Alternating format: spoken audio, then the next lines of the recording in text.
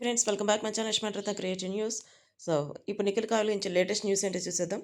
కావ్య వచ్చేసి ఇప్పుడు ఈటీవీకి సంబంధించి ఈవెంట్స్లో ప్రోగ్రాంలో పార్టిసిపేట్ చేస్తుందన్నమాట.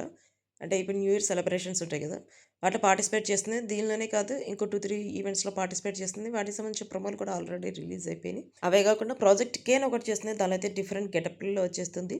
లాస్ట్ టైం శ్రీదేవి గెటప్లో వచ్చింది. ప్లస్ అట్లా ప్రతి వీక్ ఏదో గెటప్‌లో రావటం, వాళ్ళు ఏదో ఒక డిష్ చేసి టేస్ట్ చూపించటం. కామెడీ అసలు ఇవన్నీ చూస్తుంటే ఇంకా కావ్య సెటిల్ అయిపోయిందని చెప్పొచ్చు. ఎట్లా అంటే ఇంతకుముందయితే ఒక ట్రెండ్ సీరియల్స్ చేయటం, అవసరమైతే తప్ప బయటికి రాకుండా ఉండటం. అంటే అట్లా అనిపించేది. ఇప్పుడు ఎక్కడ చూసినా ప్రతి ఈవెంట్‌లో కావ్య కనిపిస్తుంది. ప్లస్ ఏదన్నా షోల్లో, డాన్స్ షోలో వాటిలో కూడా కనిపిస్తుంది. అంటే అందరికంటే కావ్యకి ఎక్కువ ఇంపార్టెన్స్ ఇస్తున్నారా? లేకపోతే తనొస్తే టీఆర్‌పీ రేటింగ్ పెరుగుతుందని తీసుకొస్తున్నారో అన్నట్టు మనకైతే అనిపిస్తుంది. ఇంతకుముందు నిఖిల్, కావ్యాలు మాత్రమే వచ్చేవాళ్ళు. ఇప్పుడు కావ్య ఒక్కతే వస్తుంది.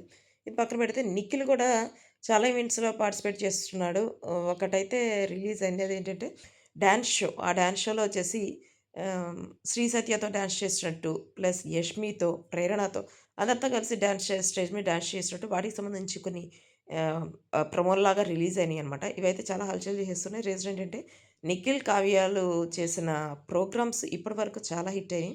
నిఖిల్ చేశాడు. బట్ ఇట్లా ఈవెంట్స్‌కి అంటే న్యూ ఇయర్ సెలబ్రేషన్స్‌కి లాస్ట్ టైమ్ వచ్చినప్పుడు 2 ఇయర్స్ బ్యాక్ కావ్య, నిఖిల్ వచ్చారు. అంటే 2, 3 ఈవెంట్స్‌కి వాళ్ళిద్దరూ వచ్చారు. ఇప్పుడు మనకి అదే లేటెస్ట్ న్యూస్ ఏంటంటే కావ్య ప్లేస్‌లో మనకి శ్రీ సత్య ప్లస్ యష్మి వీళ్ళందరూ గూడా వచ్చి తనతో డాన్స్ చేశారనమాట.